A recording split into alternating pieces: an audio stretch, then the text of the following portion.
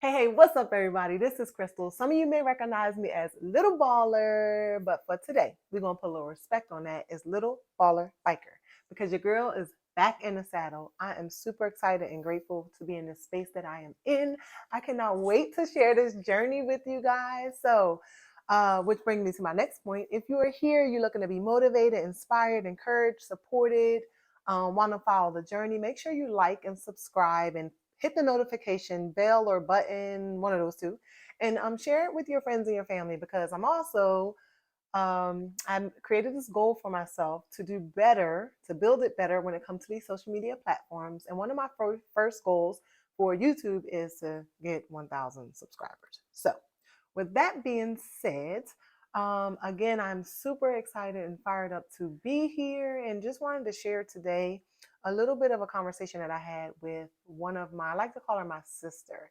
So we had a great conversation earlier, and the question came up. She asked me, she was like, Crystal, why do you like cycling? Like, what does it do for you and to you? And I never really had anybody ask me that question before. I know how I feel about it, but I never had to articulate it, which to know me is to know y'all. When it comes to articulating, I ain't it. But I'm going to do the best. I'm going to do my level best. I say it all the time. I am not the English person. However, you give me some numbers, I'll break the numbers down because that's just who I am. So, this is going to keep me outside of my comfort zone. So, nonetheless, when she asked me the question, I had to sit and think for a second. And all these emotions started to run through me. So I literally had to close my eyes in order to respond to her. So when I close my eyes, there's different types of rides that I do. And I envision myself being on just that calm, collective, cool. And if you're a cyclist, you understand what I'm talking about.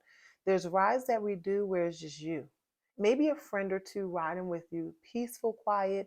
We're not worried about cadence. We're not worried about power. We're not worried about getting any particular destination by any time. We're just riding, enjoying the scenery, just taking in the air, clearing my mind. Those rides are the best. And then you have those group rides. When I tell y'all, cycling literally take me through all the emotions depending on which ride I am doing. But when you have those group rides or them training rides, it's a whole different situation. So for the training rides, I'm normally following a training plan, going up the hills, and to know me is to know I consider myself a big girl, and it's okay. I'm working on being, what do they call it, slim thick or thick slim, one of those two. But anything that have any type of elevation, it can even be a little bump in the road, I'm upset. I don't like it. So when I'm doing my training rides, my thighs are on fire, my calves are on fire, my heart is through the roof, and all I could think of is, why are you on this bike? Like, these are the type of thoughts that go through my head. Nonetheless, I press through anyway. So those training rides really challenge me. And then you have these group rides. These local group rides are low key, sometimes like a race. But if it doesn't challenge you, it doesn't change you. So I'm all for it. Sometimes hopping into those rides, you get dropped, you get to drop, you're sucking a wheel, you get to give a wheel. So that too, create a space for a lot of adrenaline. And for me, I feel fulfilled as long as I finish the ride and I'm not the last person. It could be one person behind me, and I'm happy that I'm just not the last person coming in. And then you have the races, which we'll talk about later. That's a whole nother level. That's a whole nother feeling or whatever you want to call it. But when she asked me the question and I sat and I thought about it, and it brought me to, we just started to talk about different things. And I had a gap in my cycling, I like to say cycling career. So I started to ride my bike back in 2012. Of course, most of us rode bikes when we were younger, right? I have not rode a bike since maybe I was maybe 12 or 13, all the way up to 2012. I had to do the math to tell you how old I was when I first started riding, but we'll do the math. We'll figure that out for the next video. But nonetheless, I was introduced by my trainer. Myself and a couple of the other girls that I would train with or that he would train, we all got bikes. They know nothing about bikes. Went and bought my first bike, paid $800, couldn't tell me nothing. The bike, the original price was $1,200. I was like, man, baby blue. I remember like it was yesterday.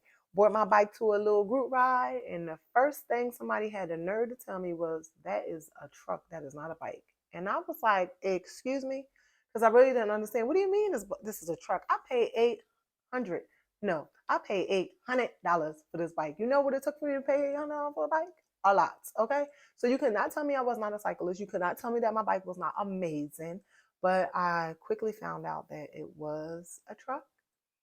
But nonetheless, I wrote it anyway, and I trained on it anyway. So 2012, and then in at the end of 2012, I believe it was, I was invited to go to a race.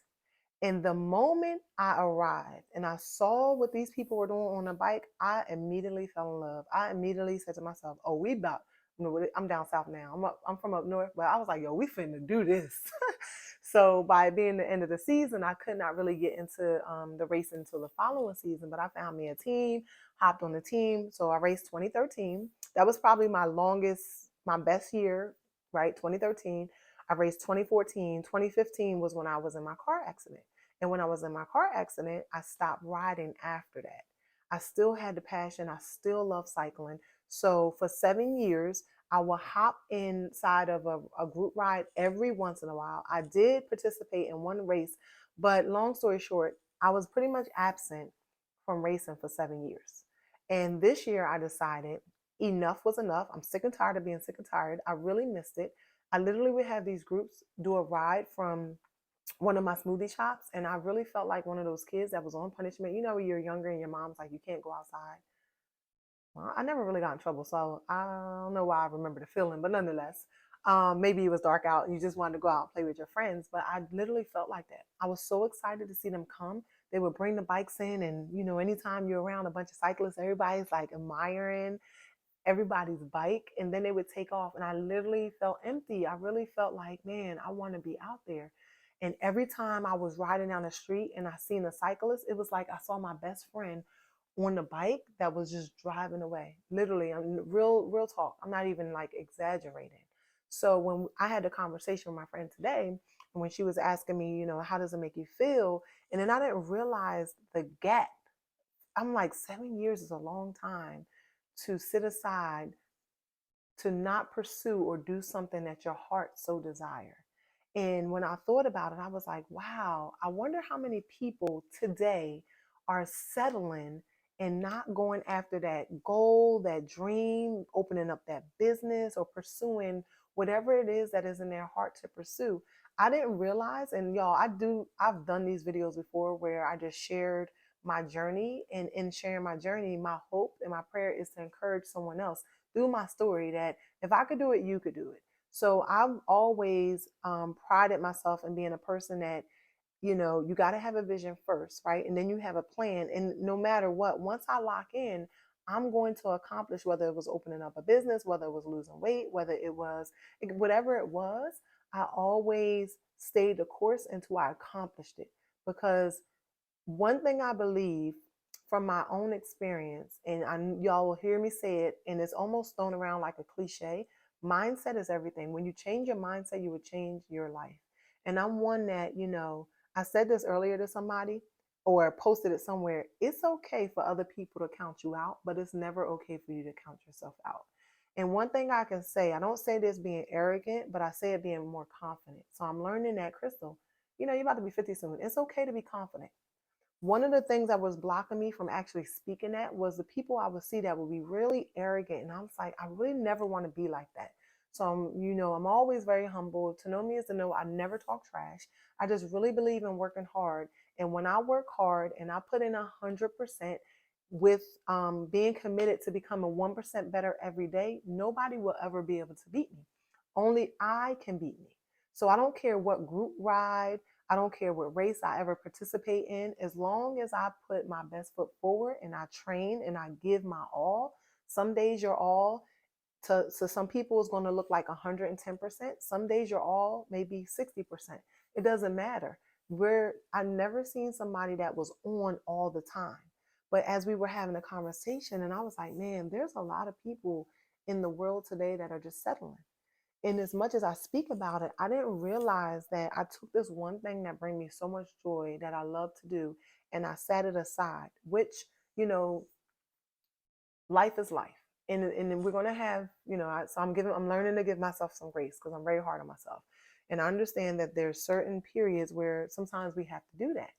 But the fact that now that I've recommitted to myself to get back on this bike, I've I've swiped away all limiting beliefs because your girl is going to be 50 soon. And anytime, not any, a lot of times, let me say that we go to pursue anything that could be a challenge, we a lot of times have these, I do like this, that's the limiting beliefs. Like I said, we can't stop the bird from flying over our head, but we can stop that joker from building a nest. So the moment that I said, I was contemplating for a while, like, okay, Chris, we're going to get back on this bike. And then the limiting belief, well, your bike is old. Well, you got these people out here that's been riding for years and you've been out of the loop. You've been out of the picture. You haven't really been training on your bike. And it start, you know how people have excuses that sound like, wah, wah, wah, wah. That's literally how these limiting beliefs sound. And we have a choice. You can't stop the bird. The thought is going to come, but you can stop the joker from building a nest. So the nest started to build, and I had to remind myself. Remember, this is confidence, have nothing to do with arrogance. You have to know who you are. I had to remind myself of who I am. There, never in my life did I allow anything to stop me from doing something that my heart desired to do. And let me back that up a little bit. Because those of you that have watched my videos before know that I truly believe like whatever God had for me is for me, and whatever He had for you is for you. My prayer, and anytime I do anything, is like, if this is your will for me, please, grant me the tools that I need to accomplish it. And anything that God don't have for me that I'm looking to pursue, if it's not for me, I just ask Him to take the desire out of my heart. This way, I don't have to be fighting against the bricks, or kicking against the bricks or the pricks, or however it go. So I just didn't realize that that was missing. So now when I made the decision, a lot of times when we make the decision to do anything, have you ever done that before, where you sat and you were like, man, I really have a desire to start a business or a family, or have a better relationship, whatever it is. A lot of times whenever we embark on any journey, we're going to have to face the downfalls of that, whether it's the limiting beliefs that you create for yourself, whether it's the projection that other people put on you. You got to watch out for that too, because there'll be people, and it's important. Your center of influence is very important, because some people are like, girl, you crazy, you about to be 50, you about to get back on that. Okay, so they're not seeing it for themselves. But never allow anybody else's opinion to stop you from doing what you have in your heart to do. So it was a really good conversation. And I was like, man, this is really powerful, and just wanted to take a moment to share this. And I'm learning, y'all. I'm really am getting these lessons, and I really want to apply every single message and lesson or whatever that I share with you guys. Remember, anytime you're under the sound of anybody's voice, the message is always to the messenger first. I don't care what they're talking about, because I cannot tell you to do something that I'm not willing to do. I cannot take you through something that I have not gone through. So I'm in the middle of this right now. Even when like this video was posted on YouTube, I really have this burning desire to I love like motivating people. And, my ultimate desire is to grace the stage one day and like have this big event. I've shared this before, but we get to start before we're ready. And this is one of the attempts to do so. So as we were talking today, I was like, wow, this is great. So I'm going to go home, kept my commitment to myself. I'm committed to becoming 1% better every day. So again, I know I said it before, I don't have all the bells and the whistle and I pop it up and all that other stuff. But, if you will, like, subscribe, maybe even put a comment. I'm learning I don't know how this algorithm stuff work, y'all. This is just me. My thing is be you and become the best version of yourself. But follow the journey. I'm really excited to get back to it. And last but not least, I'll say this. And I said this earlier, and hopefully I'm not repeating myself, because I have no notes, but I'm going to get better, and I'm going to learn how to speak with notes. But one thing I said is, and I truly believe in, it's okay. Write this down. Get your pen. I'll wait.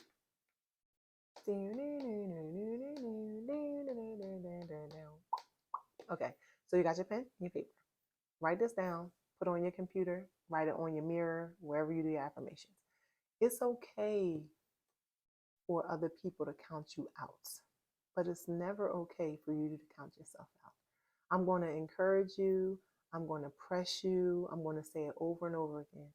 If you are committed to becoming just 1% better every day, I promise you, you're going to look up, and the next quarter of this year, you're going to be in a different space. So that message is to the messenger first. I'm excited to share my growth and all whatever this is going to turn into. And as always, I like to leave y'all with this. Just make sure you do something today that your future self is going to thank you for.